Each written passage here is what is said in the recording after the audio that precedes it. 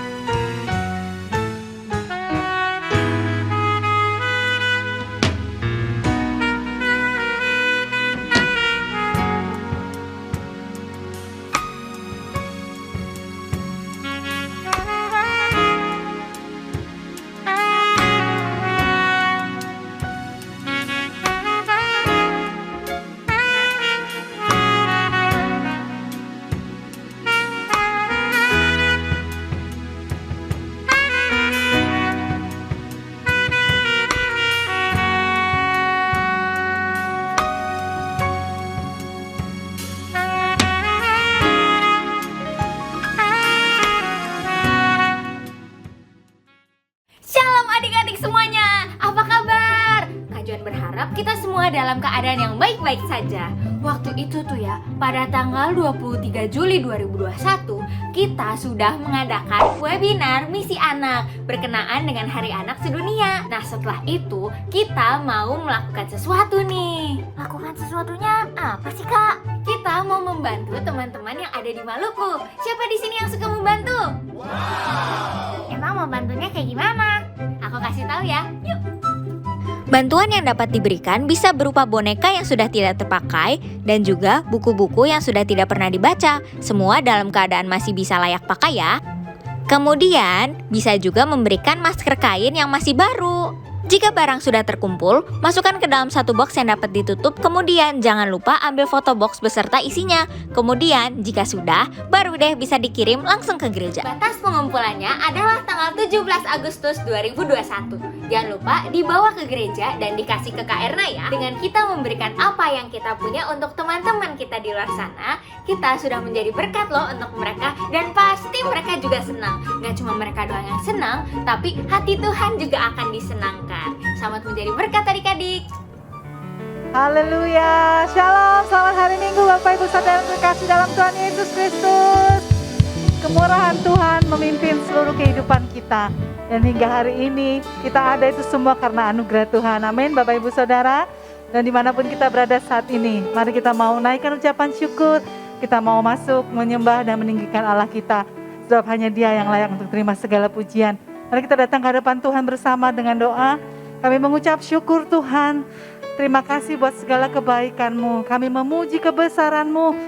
Penyertaan Tuhan ada atas seluruh kehidupan kami, setiap langkah kehidupan kami. Dan dimanapun kami berada saat ini, kami percaya Tuhan juga bersama dengan kami. Dan kami mau mengucap syukur, kami mau menaikkan syukur kami, pujian kami. Sebab hanya Engkau yang layak terima segala pujian. Dalam nama Tuhan Yesus kami berdoa dan bersyukur. Haleluya. Amin. Haleluya.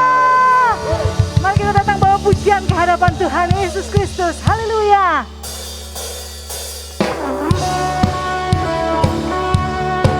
Kami mau naikkan pujian hanya bagi-Mu Yesus Tuhan. Haleluya.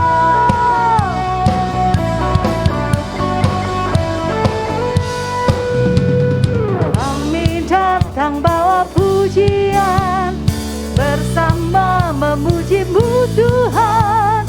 Satukan suara dan nyanyikan sorak kemenangan. Kami datang bawa pujian, bersama memuji-Mu Tuhan. Satukan suara dan nyanyikan sorak kemenangan. Mari katakan bersama-sama.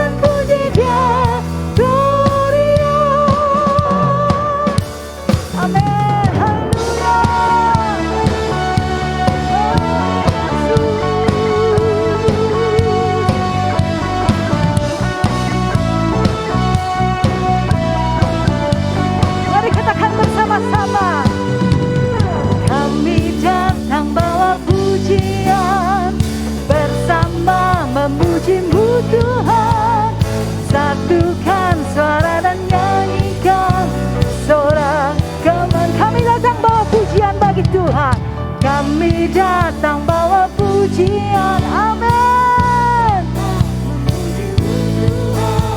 Satukan suara dan nyanyikan sorak. Mari katakan Gloria, Gloria.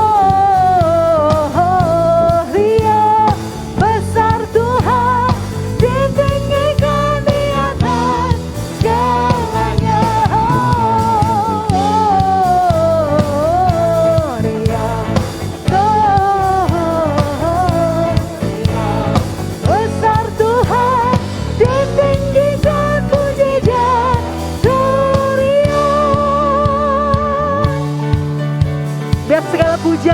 syukur hanya bagi nama Tuhan Yesus. Engkau yang layak terima segala pujian kami umat-Mu. Oh Yesus Tuhan, segala puji, hormat, syukur, mari katakan bersama-sama. We give you glory, we give you honor, we give you praise for all that you are. We give you glory, we give you honor, we give you praise. Gloria, we give you glory, we give you honor, we give you praise for all that you are. We give you glory, we give you honor, we give you praise. One more time, say, we give you glory, we give you honor, we give you praise for all that you are. We give you glory, we give you honor, we give you praise. One more time, Gloria. Oh, sungguh besar Engkau Tuhan, besar Tuhan, ditinggikan di atas segalanya.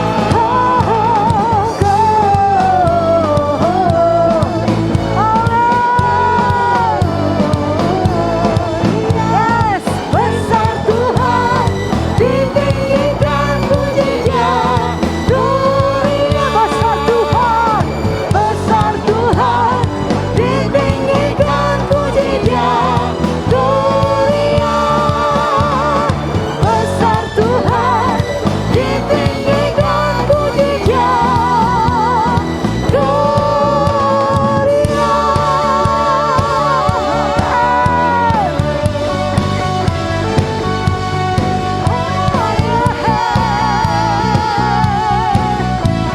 Mari sama-sama katakan, Gloria, haleluya, haleluya. Engkau Tuhan Yesus, Allah yang kami tinggikan. Engkau Tuhan Allah yang perkasa. Segala pujian hanya bagi nama Tuhan.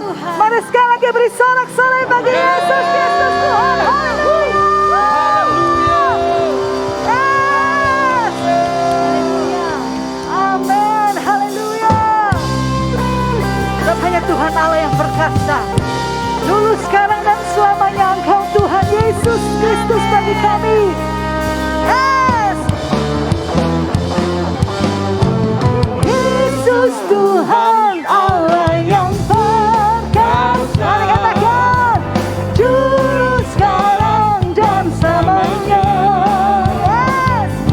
Dia Tuhan segala Tuhan, Dia Raja segala Raja, kuasanya kekal sama. Amin. Yesus Tuhan Allah yang berkuasa, segala kuasa di tangannya. Sebab Dia Tuhan segala Tuhan, Dia Raja segala Raja, kuasanya tetap sama. Ku puji Kau Tuhan, dengan kekuatanku, kuasa-Mu nyata dalam hidup ini. Ku sembah Kau Tuhan, baik siang dan malam. Ajaiblah Kau Yesus. Amin. Haleluya.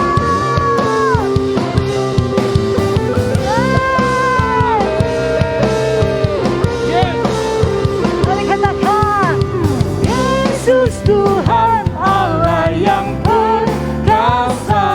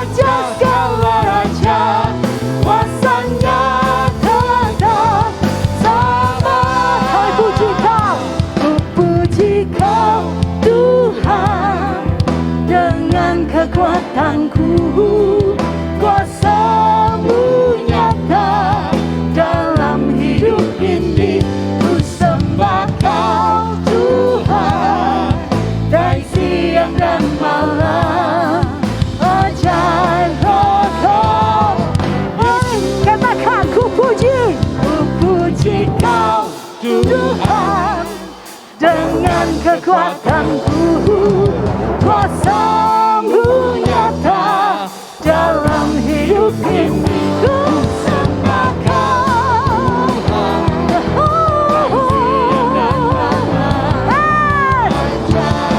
mari sekali katakan, ku puji Kau Tuhan, ku puji Kau Tuhan. Kuasa-Mu Tuhan, haleluya. Ku sembah Kau Tuhan. Ajaib Kau, ajaib Kau, Yesus. Ajaib, ajaib Kau, Yesus. Ajaib, ajaib Kau, Yesus. Sekali lagi beri sorak-sorai hanya bagi Yesus kita.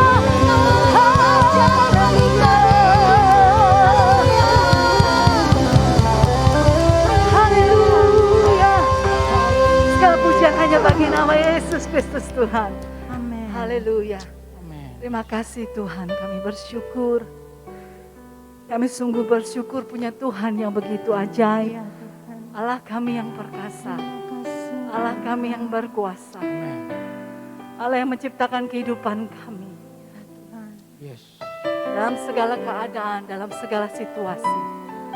Kami tahu kami bisa mengandalkan Engkau Yesus. Dimanapun kami berada, apapun yang kami kerjakan. Kami tahu Engkau berserta dengan kami. Tidak pernah sekalipun Engkau meninggalkan kami Tuhan. Begitu rapuhnya kami sebagai manusia. Terutama di saat-saat seperti ini Tuhan. Betapa kami sangat membutuhkan Engkau Yesus. Kami memerlukan tangan-Mu Tuhan, kuasa-Mu, tuntunan-Mu dalam hidup kami. Hanya Engkau saja satu-satunya yang bisa kami percaya, yang bisa kami andalkan. Engkau Tuhan sumber pertolongan dalam hidup kami. Yesus, Engkaulah Allah kami. Engkaulah Tuhan kami. Kami perlu Engkau, Yesus Tuhan. Biarlah hidup kami mengakuinya Tuhan, bahwa kami membutuhkan Engkau, Yesus.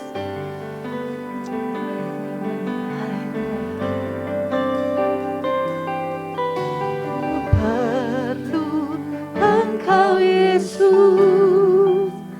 Haus jiwaku menantikan-Mu. Ku percaya Kau penuh pengharapanku di dalam-Mu. Sekali lagi katakan, ku perlu Engkau Yesus. Haus jiwaku menantikan-Mu.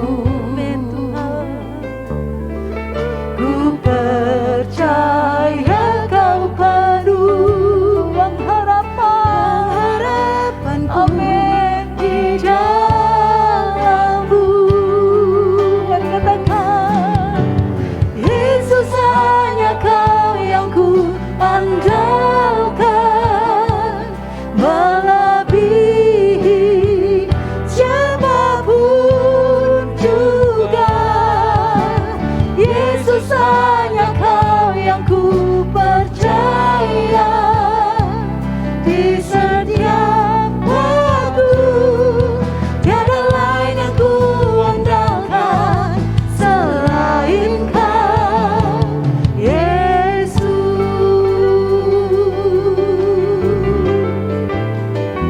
Mari katakan, ku perlu Engkau Yesus. Haus jiwaku menantikan-Mu.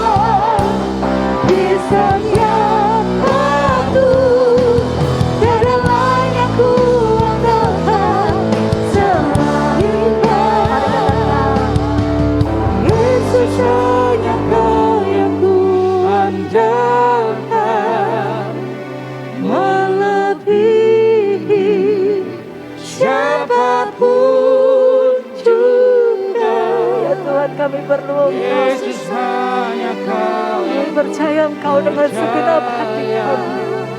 Tolonglah kami, peganglah tangan kami Tuhan. Iman kami, biar kekuatan kami hanya Engkau. Ayo sekali lagi. Yesus hanya Kau yang ku andalkan. Saat kami lemah, kami mau tetap percaya kuasa-Mu Tuhan. Tuntunlah kami, peganglah kami semua anak-anak-Mu Tuhan. Yesus Peganglah bangsa ini, kami percaya Engkau Tuhan. di setiap waktu, tiada lain yang ku andalkan selain Kau.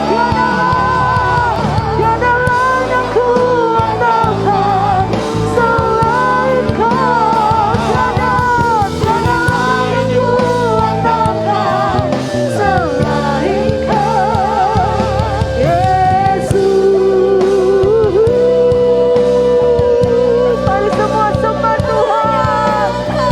Hanya Engkau Tuhan. Hanya Engkau yang kami perlukan. Kami dapat andalkan hanya Tuhan. Yesus Tuhan. Sumber kehidupan kami. Kami perlu Engkau Yesus. Kami perlu Engkau Tuhan. Engkaulah kami. Engkaulah Tuhan kami.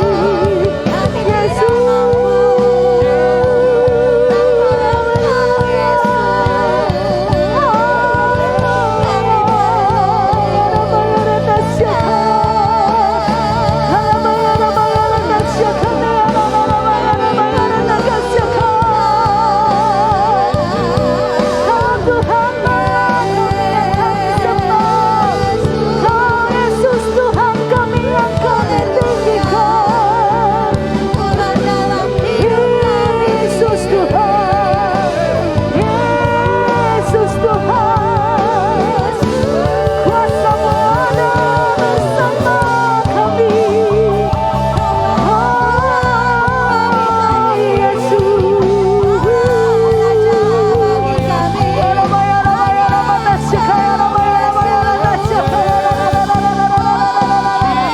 Tanpa Tuhan kami tak mampu.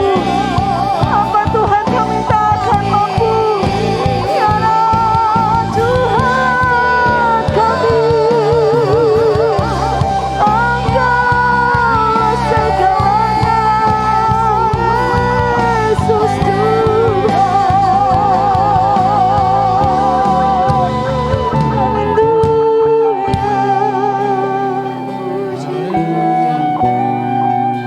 Musim apapun kami mau lewati bersama dengan Tuhan.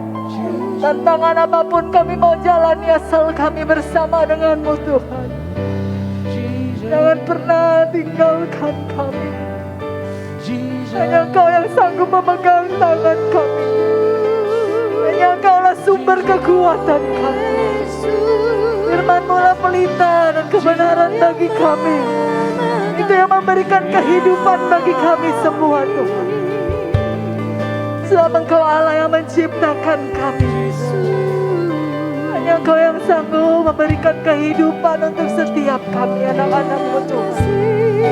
Biar kami mau mencintai Engkau. Sampai selama-lamanya kami mau cinta Tuhan Yesus. Haleluya.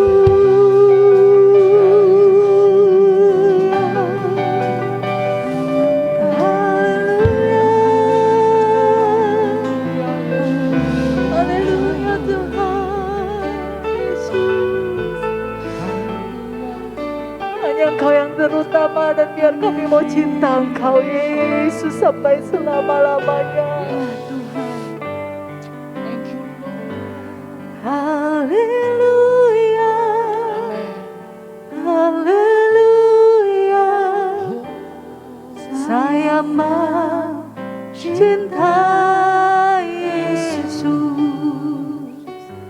Haleluya, haleluya, saya mencintai Yesus. Haleluya, haleluya, saya mencintai Yesus. Mari jemaat Tuhan katakan bersama-sama. Katakan, saya mau cinta Tuhan Yesus apapun yang terjadi. Saya mau cinta Engkau Tuhan. Haleluya, haleluya, haleluya, saya mau cinta.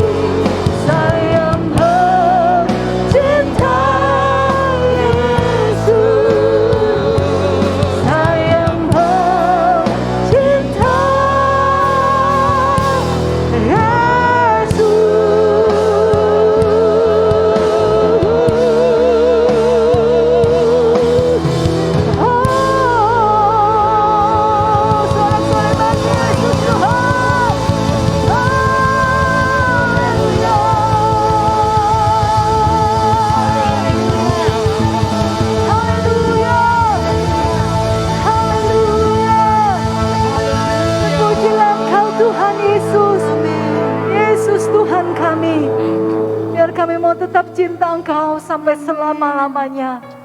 Besertalah dengan kami, pimpinlah setiap kami. Tuhan, kami akan menerima kebenaran firman-Mu, karena itu akan menuntun jalan kami. Firman Tuhan sebagai pelita dalam kehidupan kami dan terang bagi setiap jalan kami. Engkau yang mengurapi hamba-Mu untuk menyampaikan isi hati-Mu, dan kami semua umat-Mu dimanapun berada, Kau mengurapi untuk kami mengerti isi hati Tuhan. Lalu kebenaran firman Tuhan yang akan kami terima, semuanya tidak akan sia-sia dan tidak ada yang terhilang.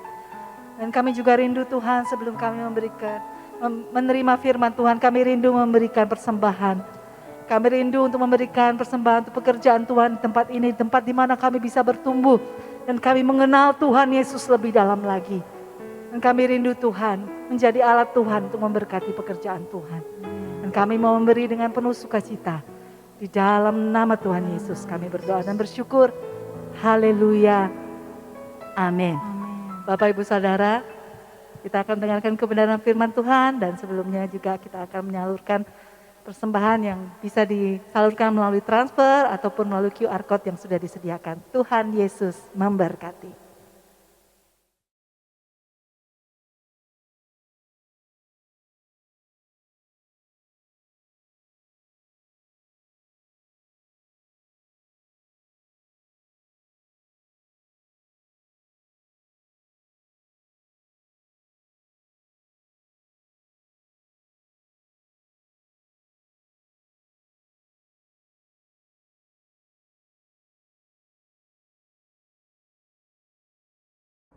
Shalom, Bapak Ibu Saudara yang terkasih dalam Tuhan.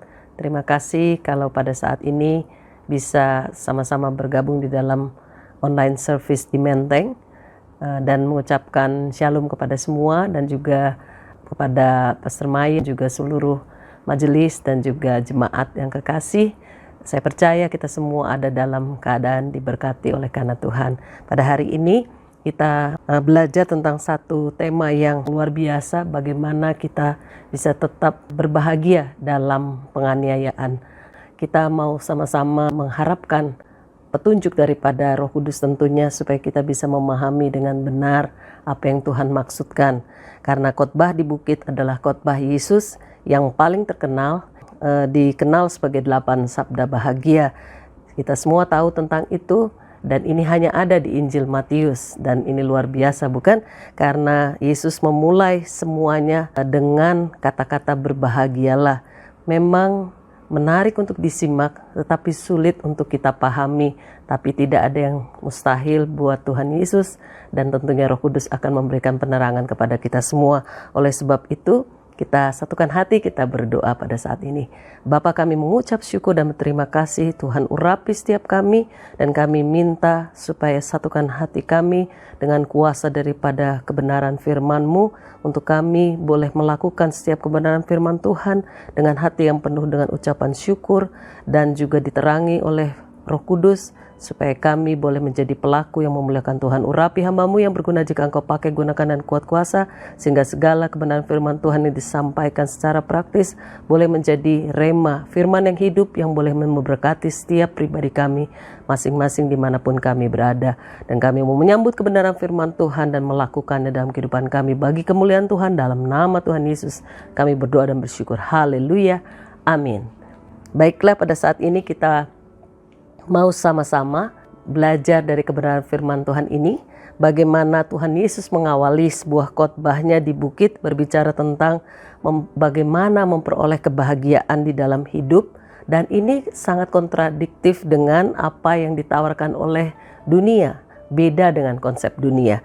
Jadi menurut pandangan dunia, lebih dikenal itu sebagai world view, itu berbicara tentang apa saja sih yang ditawarkan tentang kebahagiaan, itu bicara sama dengan kekayaan, kepandaian, kecantikan atau ketampanan, bicara tentang kesuksesan, kenyamanan, kekuasaan. Jadi ada 6K, dan ini menjadi prasyarat untuk mendapat kebahagiaan menurut worldview atau pandangan dunia. Semuanya hanya pemuasan kebutuhan materi kalau kita perhatikan dengan sungguh. Nah, syarat untuk memperoleh kebahagiaan yang disampaikan oleh Tuhan Yesus itu memang cukup menarik dalam sabda bahagia ini, karena mengenai konsep bicara tentang kerajaan, bicara tentang berkat kerajaan Allah. Bagaimana supaya kita memiliki karakter kerajaan Allah untuk mendapatkannya. Kata diberkati ini berbicara mengenai sesuatu yang hanya kita dapatkan di dalam pribadi Allah sendiri.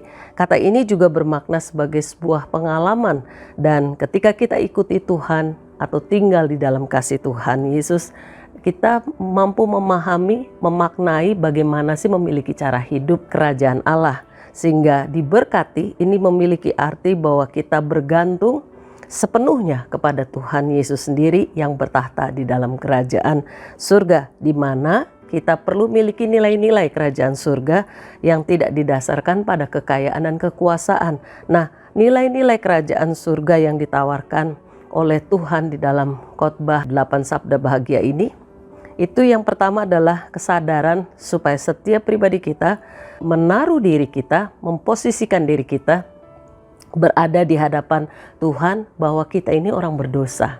Kita butuh juru selamat.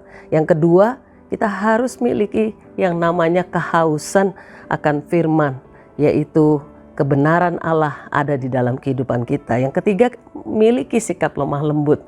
Yang keempat, miliki kemurahan hati dalam kehidupan kita. Dan yang berikutnya, menjaga kekudusan atau kesucian, dan kita boleh menjadi pribadi yang membawa damai. Untuk melakukan semua hal di atas dibutuhkan yang namanya memberi diri kepada Tuhan atau berkorban atau mengorbankan diri kita. Nah, kebahagiaan berdasarkan nilai kerajaan surga itu tidak diukur seberapa banyak harta atau kuasa yang dikumpulkan di dalam dunia ini. Jadi benar-benar bertolak belakang. Kebahagiaan diukur berdasarkan seberapa banyak kita mau berkorban atau mengorbankan diri kita untuk mengikut Yesus. Atau kata yang gamblang, maukah kita bayar harga gitu.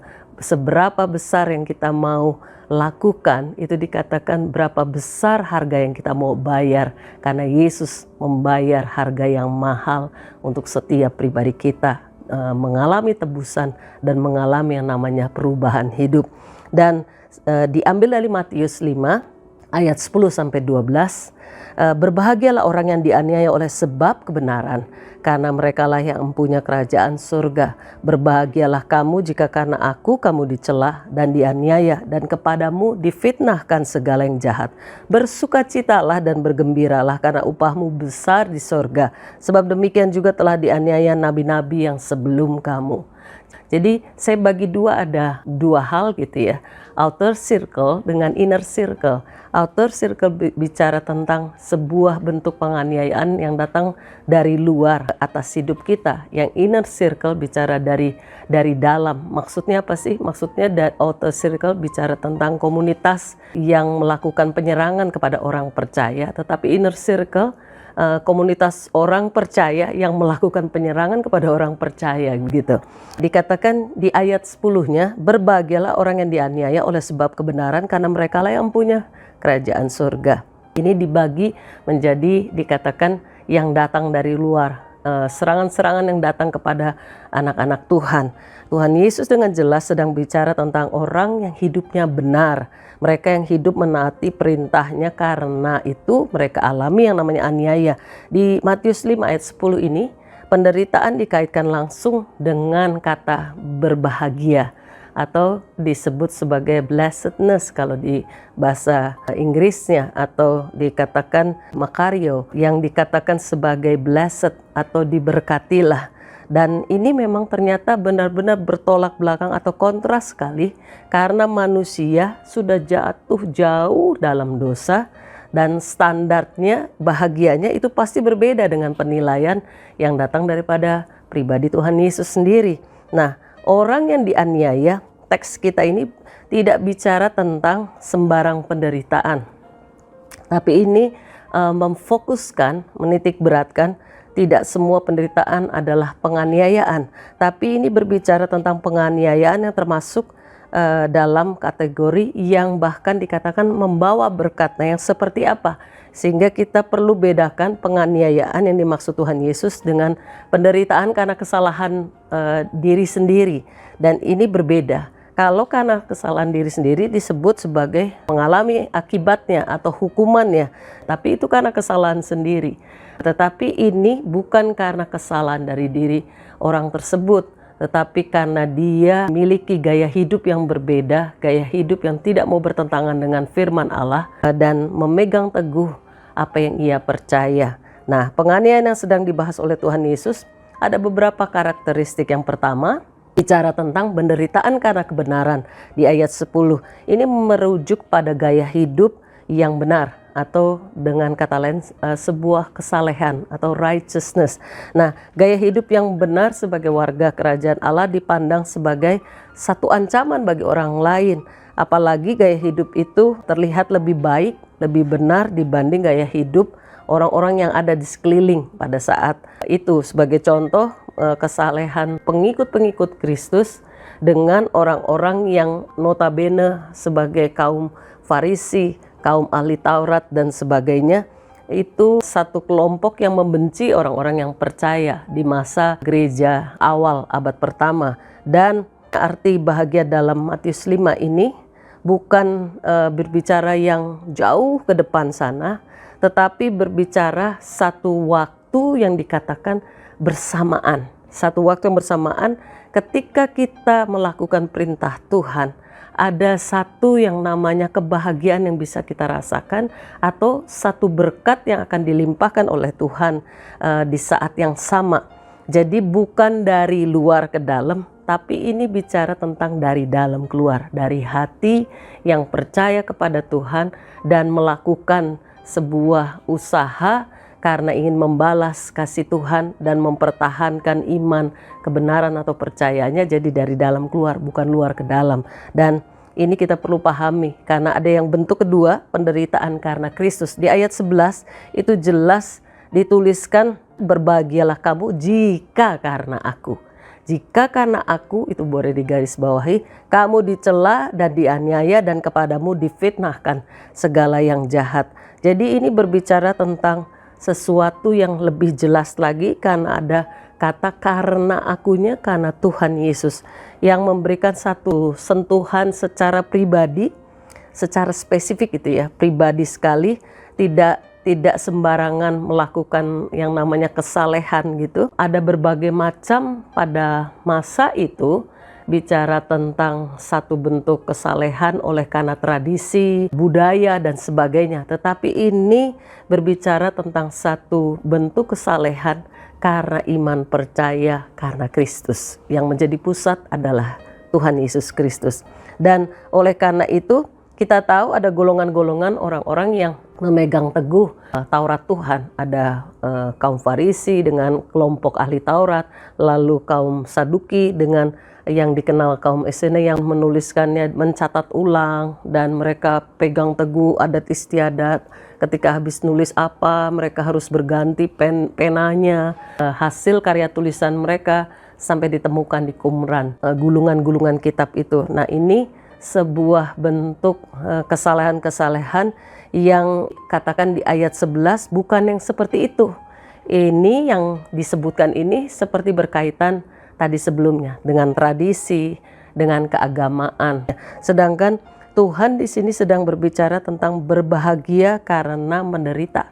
Dianiaya sama sekali memang beda nih dengan konsep daripada kelompok ini maupun juga dengan konsep dunia. Jadi penderitaan di sini disebut berbahagia karena sekali lagi ditekankan kebenaran, atau dengan kata lain karena Tuhan Yesus. Tuhan Yesus adalah kebenaran, dan kebenaran di dalam bahasa Yunani dikatakan dikaiosune. Dikaiosune itu bicara tentang melakukan sesuatu sesuai dengan kehendak Tuhan dan taat pada kehendak Tuhan. Nah, fokusnya kepada Tuhan, bukan kepada ritual dan juga peraturan-peraturan keagamaan, tetapi ini kepada peraturan Tuhan yang datang dari hati Tuhan, yang Tuhan terapkan.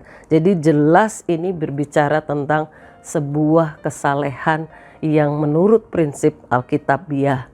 Dan orang akan mengalami aniaya oleh sebab dia melakukan prinsip kebenaran seperti ini.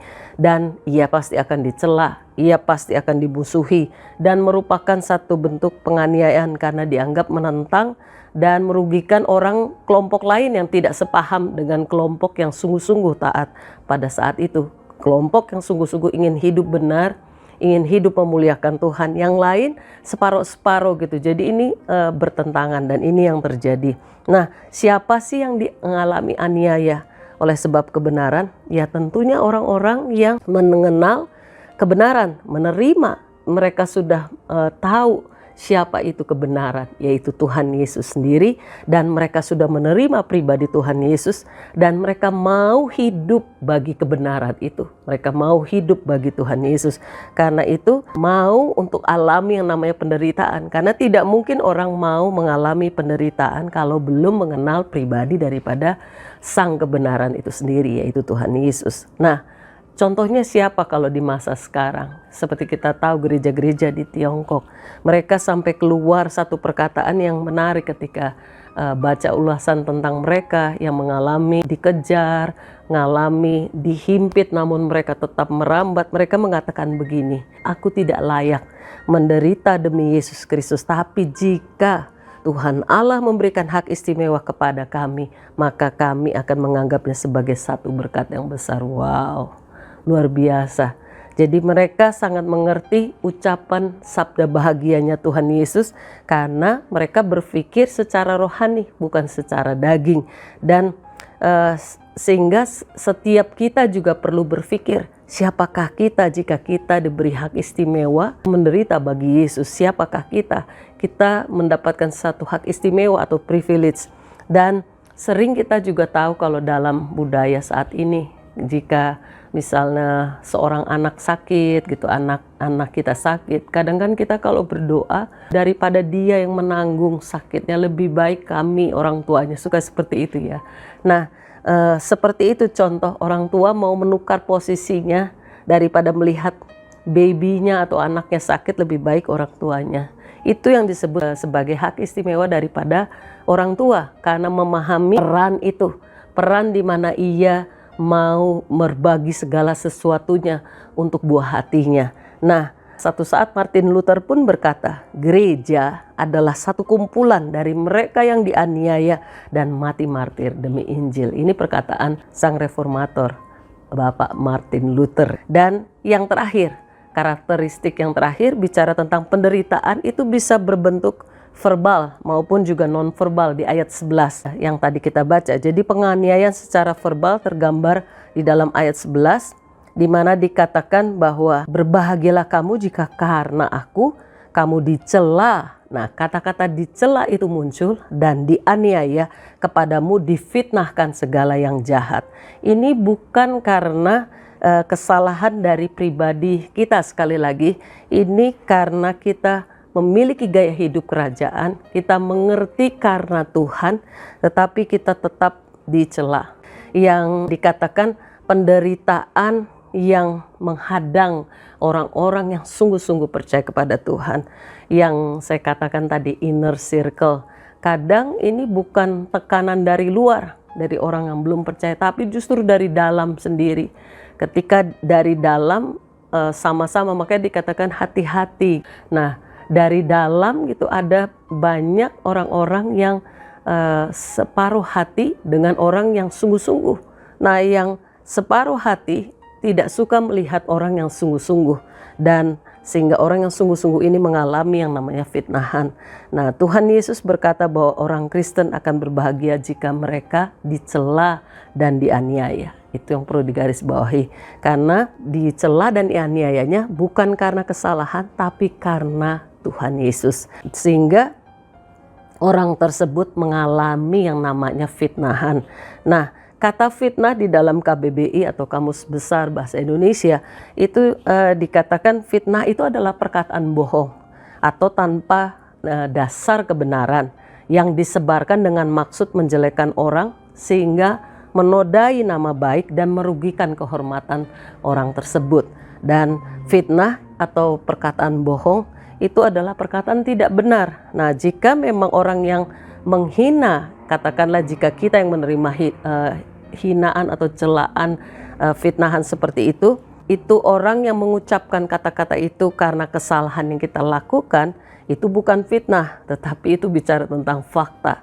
Tetapi kalau kita miliki gaya hidup yang benar, kita menjaga hidup kita benar dan kudus di hadapan Tuhan dengan pertolongan Roh Kudus, tapi kita tetap difitnah, baik itu datang dari orang-orang dalam yang tadi saya katakan inner circle maupun dari luar gitu ya.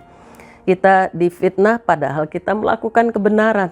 Itu sama sebenarnya dengan apa yang Tuhan Yesus alami. Bukankah Tuhan juga alami yang namanya fitnahan?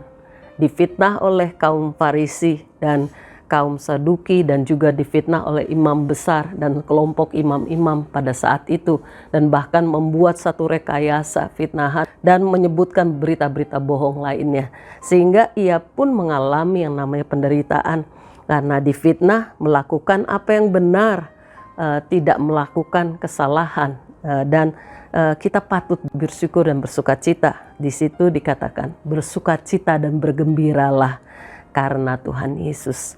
Jadi kita bersukacita berbahagia adalah karena upah kita besar di surga. Nah, penderitaan ternyata ketika digali itu menarik karena merupakan satu pintu masuk ke dalam kerajaan surga.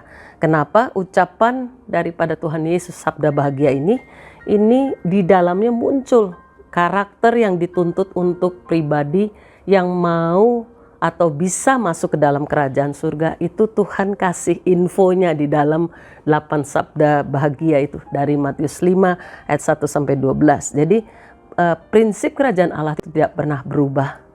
Di 2 Timotius 3 ayat 12 dikatakan setiap orang yang mau hidup beribadah di dalam Kristus Yesus akan menderita yang namanya aniaya.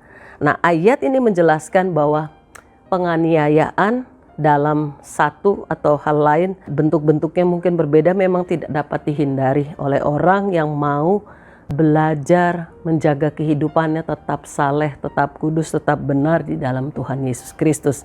Kesetiaan kepada Tuhan Yesus, kepada kebenarannya, kepada standar dan prinsip-prinsip kerajaan Allah, itu yang harus melecut setiap hati kita memiliki satu iman yang kokoh, atau ketetapan untuk tidak membuat iman kita padam atau surut, tetapi justru membuat iman kita bergelora. Ini kata-kata daripada Paulus sendiri, itu dikatakan bahwa setiap orang yang mau beribadah dalam Tuhan Yesus Kristus pasti akan menderita yang namanya aniaya. Wow, waktu merenungkan hal ini saya pun terkesima, dan ketika masuk lebih dalam lagi, ternyata untuk masuk ke dalam kerajaan Allah, bukankah Tuhan Yesus mengatakan perlu mengalami banyak kesengsaraan? Contohnya waktu mengatakan untuk masuk ke dalam kerajaan surga itu harus masuk melalui pintu yang sesak, itu dikatakan. Berarti kan itu pintu yang sesak yang nggak muat rame-rame gitu. Dan ketika orang mencoba masuk ke dalam sebuah pintu yang katakanlah seperti ini, itu kan harus berjejal-jejal gitu, jadi kan menderita ya, sakit ya, dihimpit, ditekan dan sebagainya. Dan itu yang Tuhan Yesus katakan di dalam Lukas. Dan biarlah ketika kita diizinkan mengalami hal-hal seperti ini, penderitaan, segi yang Tuhan sedang tampilkan itu apa sih? Tuhan sedang menguji iman daripada setiap pribadi kita masing-masing. Waktu kita hadapi yang namanya aniaya, hadapi yang namanya penderitaan, kita percaya kepada Tuhan, pengikut Kristus, murid Kristus, perlu mempertahankan hidup yang sesuai dengan standar kebenaran. Nah, standarnya kebenaran. Kebenaran apa? Kebenaran yang Alkitab dan keadilan daripada Tuhan, pribadi Tuhan, kekudusan daripada Tuhan yang luar biasa, maha tinggi dan maha kudus. Dan saat yang bersamaan tentunya karena kita punya standar kebenaran kerajaan Allah, kita tidak mau kompromi dengan gaya hidup yang tidak sesuai dengan Alkitab. Dan di satu sisi biasanya tetap muncul yang namanya ucapan syukur dan tetap memuji-muji Tuhan, tetap miliki sukacita, tetap miliki damai sejahtera di dalam hati. Itu adalah karakter yang akan muncul ketika kita diasah begitu rupa, mengalami tekanan begitu rupa. Bahkan Alkitab lebih jauh itu mencatat orang-orang yang mengalami penderitaan karena kebenaran justru akan berbahagia dan diberkati. Kenapa? Seperti itu. Yang pertama, karena penganiayaan dan penderitaan dipakai Tuhan untuk mengetahui sejauh mana sih kesetiaan kita dalam mengiring Tuhan. Yang kedua, penganiayaan dan penderitaan membawa kita mendapat satu tempat kehormatan. Seperti gereja Tiongkok yang mengatakan, satu kehormatan bisa mengambil bagian dalam penderitaan Kristus. Yang ketiga, melalui penganiayaan dan penderitaan, setiap pengikut Kristus, sebagai murid Kristus, kita semua bisa menyaksikan kasih dan kebaikan Tuhan kepada banyak orang. Amin, Bapak Ibu Saudara. Dan biar di antara semua ucapan sabda bahagia yang Tuhan nyatakan dalam Matius 5, dari ayat 1 sampai ayat 12, secara khusus di bagian belakang, itu memang paling menarik ya. Kan tadinya berbahagialah kamu yang haus, yang miskin, dan sebagainya. Bagian belakang itu memang bikin kita kaget bener. Karena dikatakan yang lain itu ucapan-ucapan yang bersifat kata kerjanya aktif. Tapi ini kata kerjanya pasif. Maksudnya apa sih? Ini bicara yang dilakukan orang lain gitu kepada kita. Bukan apa yang kita lakukan dari ucapan Tuhan Yesus ini. Penganiayaan jelas bukan sesuatu yang menyenangkan. Penganiayaan memang dalam satu mata uang gitu, bagian sisi atasnya atau headnya itu penganiayaan, bagian bawahnya itu penderitaan, jadi sama berdekatan.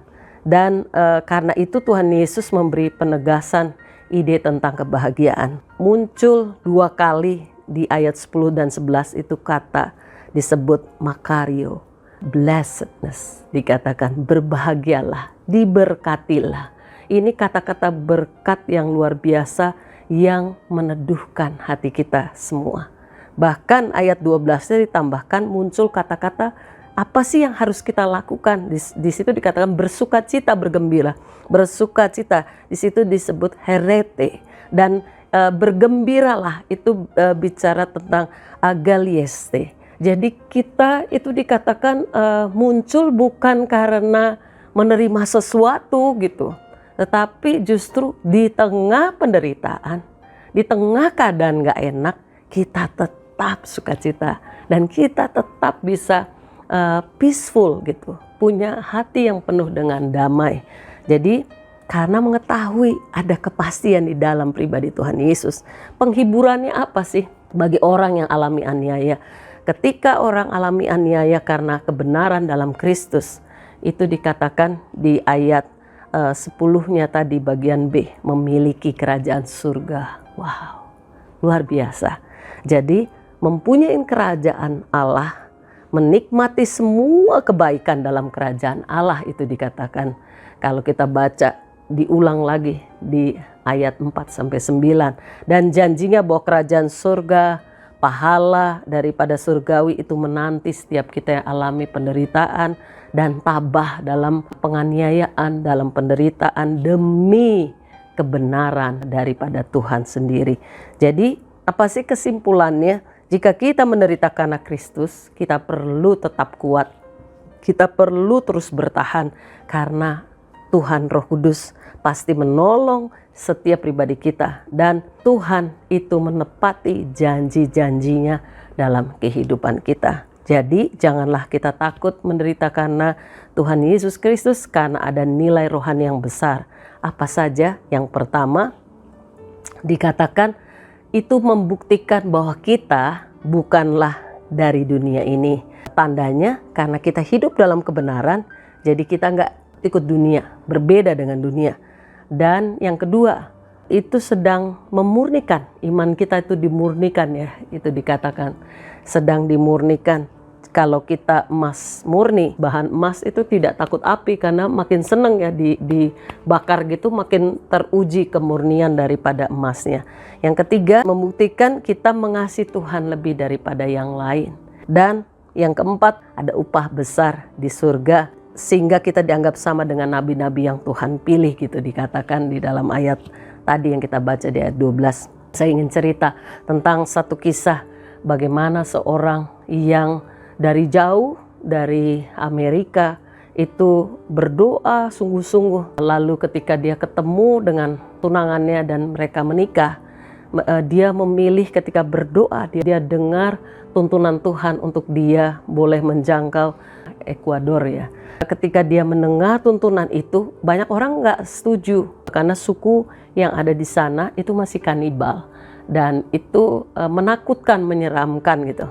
Tapi dia terus berdoa, dia dapat satu konfirmasi daripada Tuhan sehingga mereka berdua pergilah ke sana. Mereka melakukan satu pendekatan dan orang memang menolak. Saya tertarik karena ada satu tulisannya yang dituliskan sesuatu yang berbeda gitu ya dari gaya hidupnya, sehingga dikatakan dia memiliki satu gaya hidup ketika dia bahkan mati martir, dia dibunuh gitu ya oleh orang Indian dan mereka kanibal gitu ya.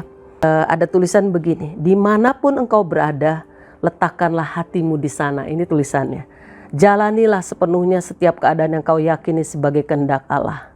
Dan kehidupan dari kematian Jim Elliot ini jadi satu kisah kesaksian tentang orang yang memiliki satu komitmen kepada kehendak Tuhan untuk sungguh-sungguh. Ia mati saat usianya 28 tahun. Dan buku-bukunya tentang kehidupan itu ditulis oleh istrinya yang melihat gitu, melihat suaminya mati gitu. Dan istrinya bisa memberikan pengampunan, forgiveness gitu kepada orang yang membunuhnya. Dan itu menjadi satu kesaksian yang luar biasa karena dia tetap bergelora sekalipun suaminya mati, dia meneruskan. Namanya Elizabeth istrinya, dan dia juga memilih bukan untuk menyenangkan manusia tapi menyenangkan hati Tuhan. Seorang yang mau meninggalkan kenyamanan segala sesuatu hanya untuk datang ke satu tempat yang dia tahu itu sangat-sangat berbahaya dan mengerikan. Tapi karena dia begitu cinta akan Tuhan, baginya adalah satu kehormatan untuk bisa, bahkan dia tahu Tuhan memberikan nyawanya, dia juga tahu dia hidup bagi kemuliaan Tuhan. Jadi dia hanya mau melakukan kehendak Tuhan, bukan kehendak manusia. Nah, kita perlu bertanya, karena saya akhiri dengan quotation daripada Jim Elliot sendiri. God always give his best to those who leave the choice with him. Jadi Tuhan selalu berikan yang terbaik bagi mereka menyerahkan pilihan padanya. Dan yang terakhir itu dia tuliskan, when it comes time to die, make sure all you got to do is die. Jadi ketika tiba saatnya untuk mati, pastikan yang harus kita lakukan ya hanyalah mati. Karena berarti semua talenta, semua potensi, semua yang Tuhan titipkan, karunia-karunia yang Tuhan titipkan itu sudah dipersembahkan kembali kepada Tuhan untuk jadi berkat buat sesama. Sehingga ketika tiba waktu untuk mati, semuanya sudah selesai. Dia tinggal mati, berarti tugasnya selesai.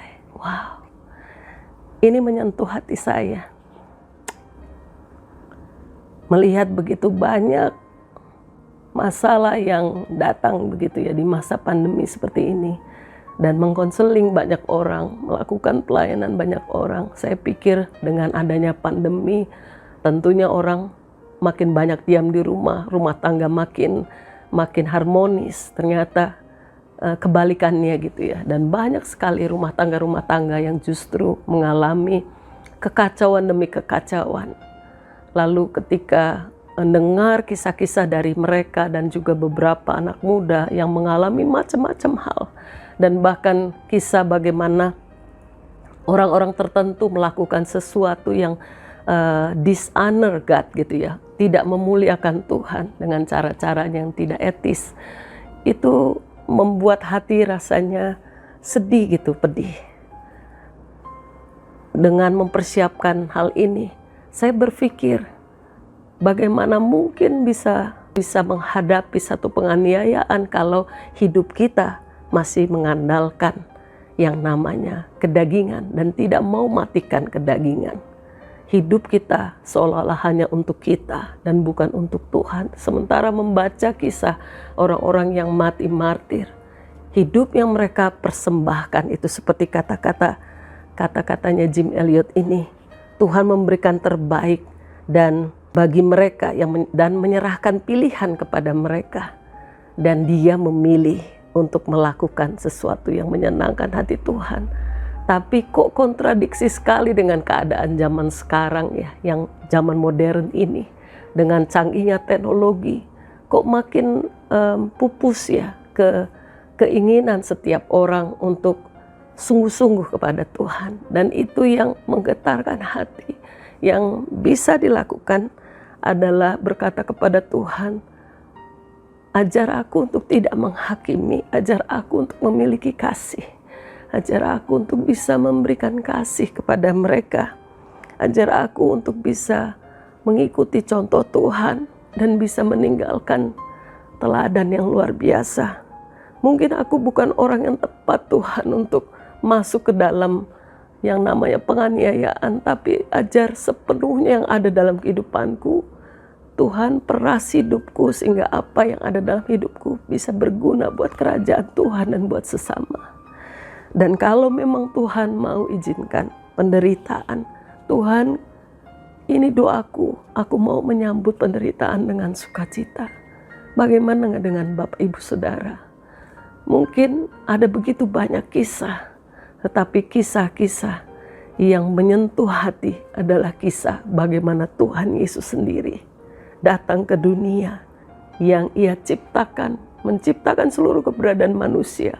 Ia tahu bahwa orang yang Dia ciptakan akan menolak keberadaannya, tapi tetap Ia memilih untuk datang menggenapi rencana daripada Bapa Surgawi. Ia tinggalkan semuanya, surga yang mulia ini, hanya untuk Bapak Ibu Saudara dan saya. Ia tinggalkan karena Ia mau datang untuk membawa satu perubahan dan percaya kalau aku datang ke dunia untuk mencari mereka yang hidup dalam dosa. Aku mau datang untuk menerima mereka.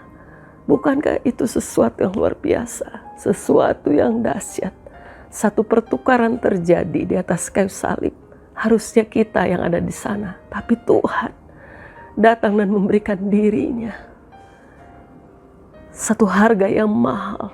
Ketika kita merenungkan hal itu, mari kita mau sungguh-sungguh mengatakan kepada Tuhan, terima kasih karena Engkau luar biasa. Hari ini dimanapun Bapak Ibu Saudara ada, jika Anda mendengar kabar Injil ini, bagaimana Yesus mati bagi Bapak Ibu Saudara dan saya, bagaimana Ia memberikan nyawanya untuk kita, supaya kita mengalami satu kehidupan yang diubahkan, rekonsiliasi hubungan terjadi antara Tuhan dengan manusia.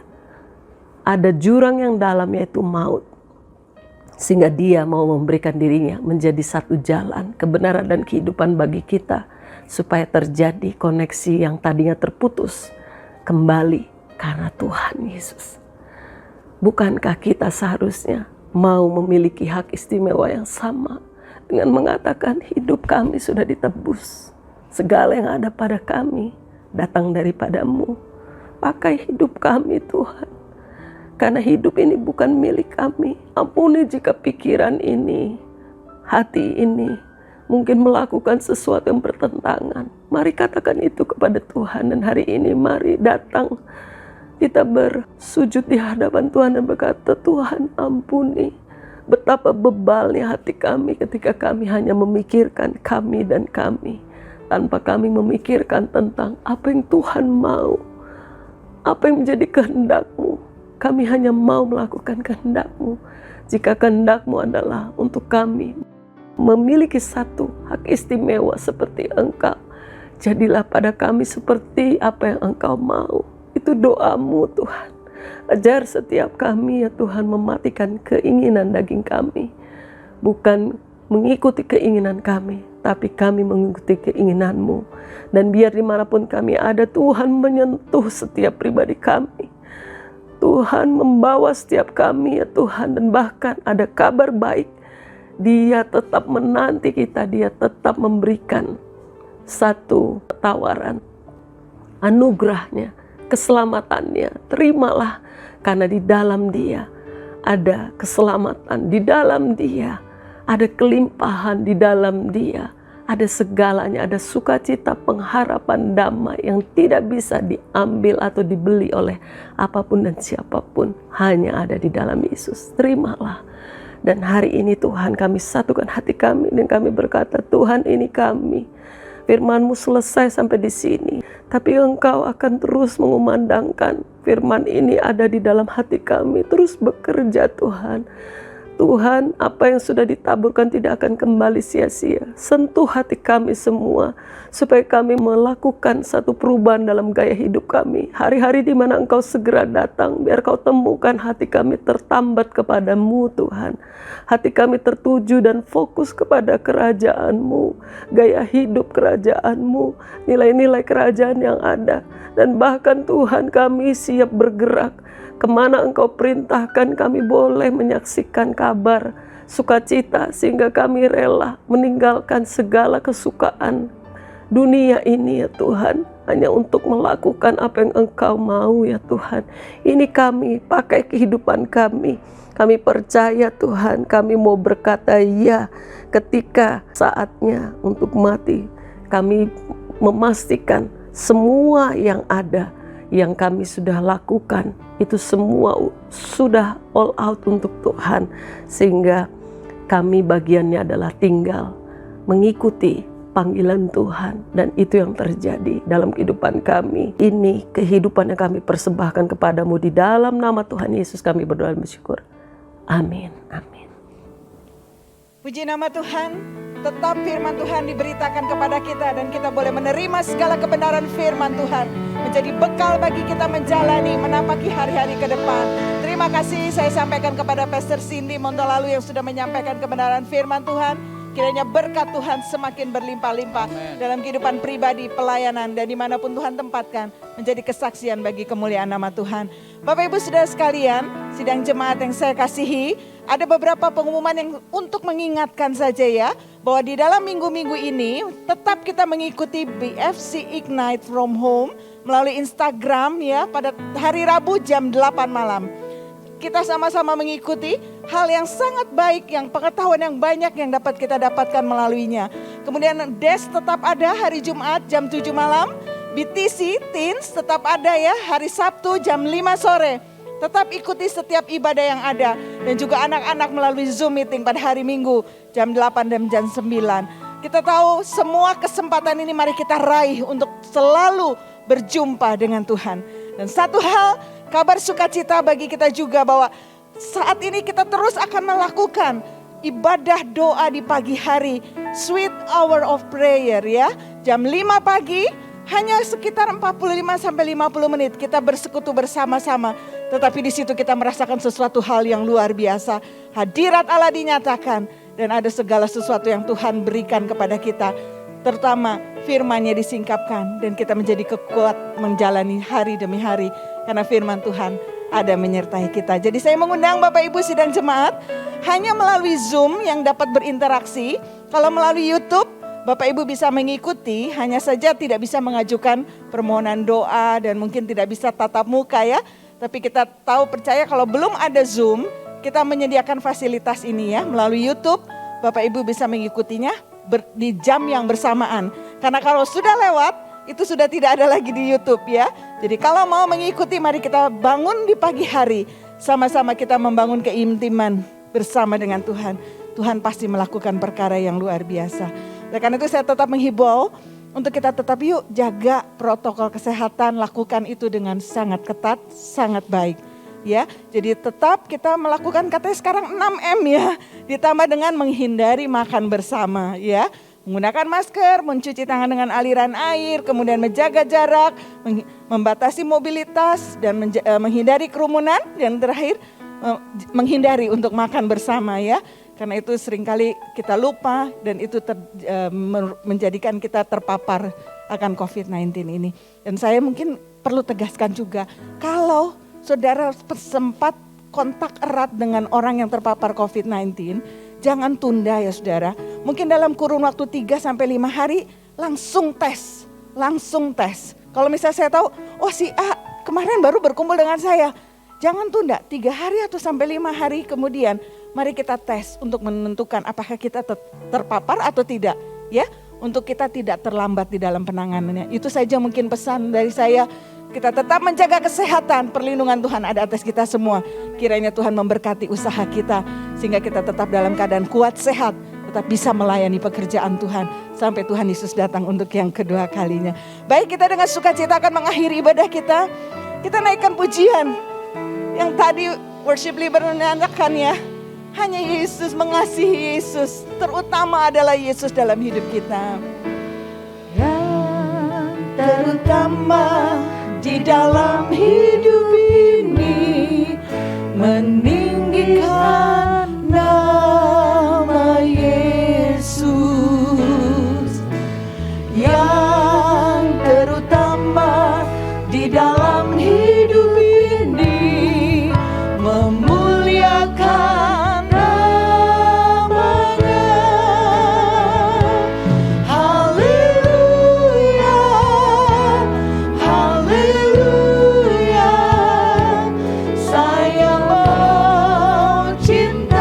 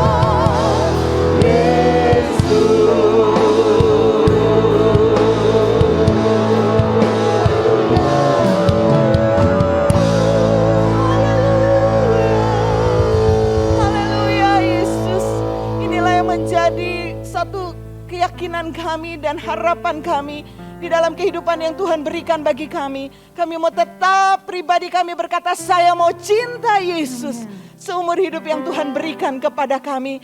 Kami tahu kami tidak mampu dengan kekuatan kami Tuhan.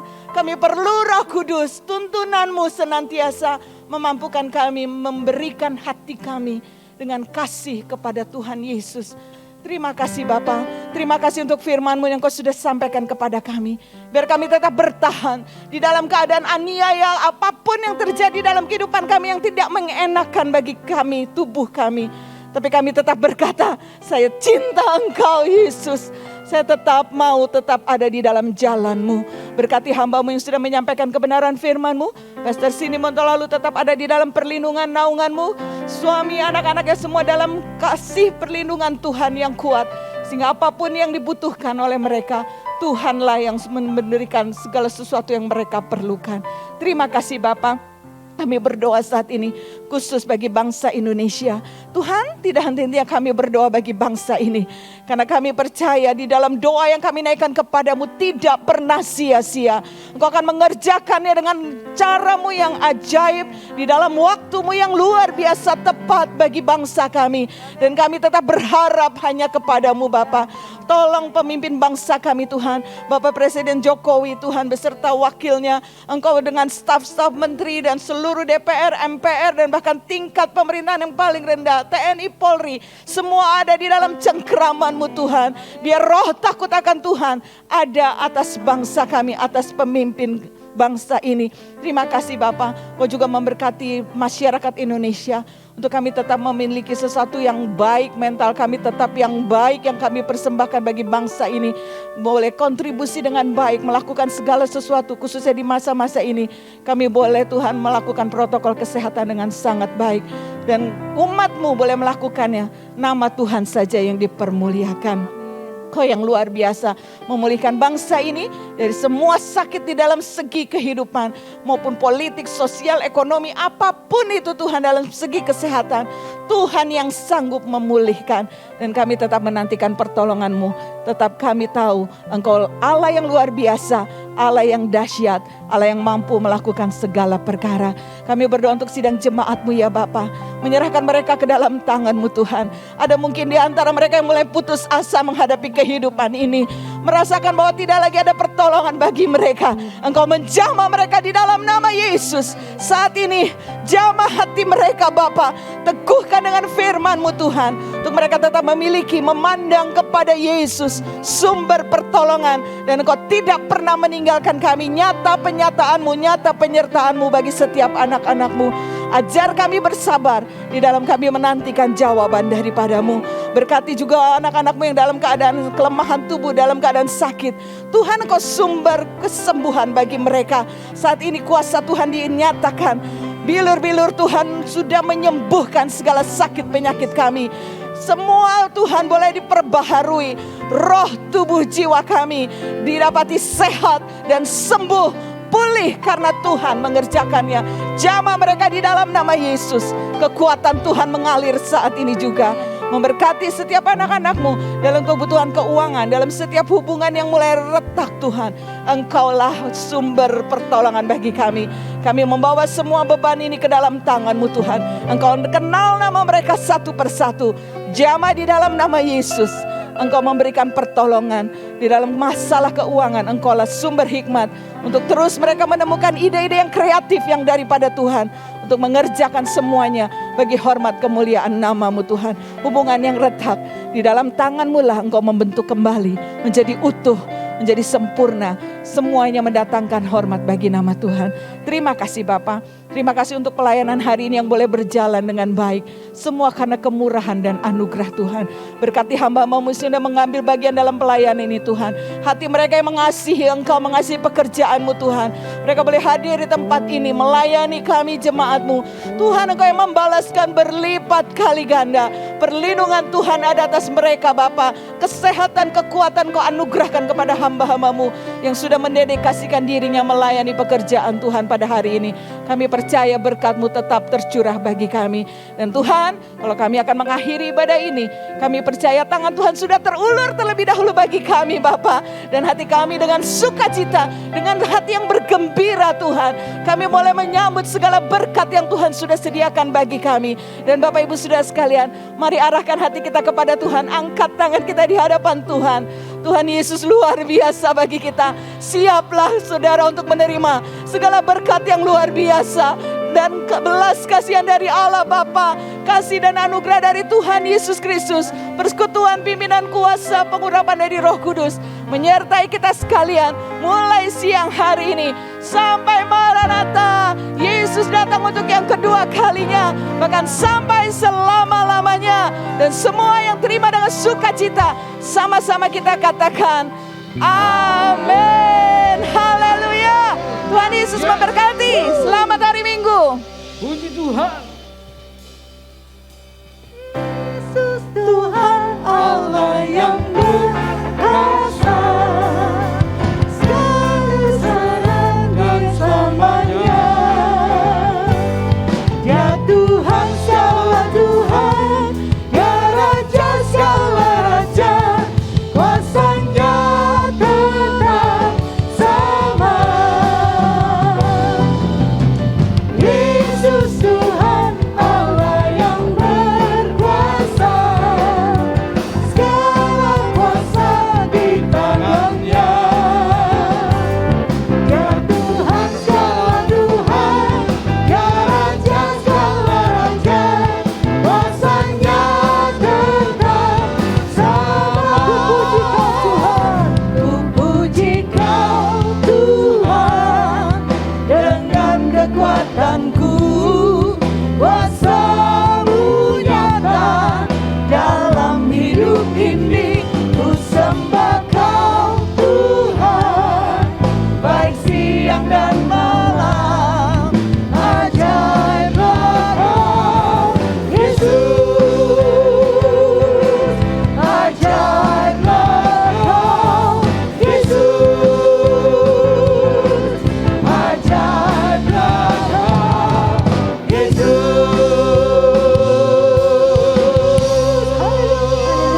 Haleluya. Sampai berjumpa minggu depan dalam ibadah raya kemerdekaan bangsa Indonesia. Tuhan Yesus memberkati.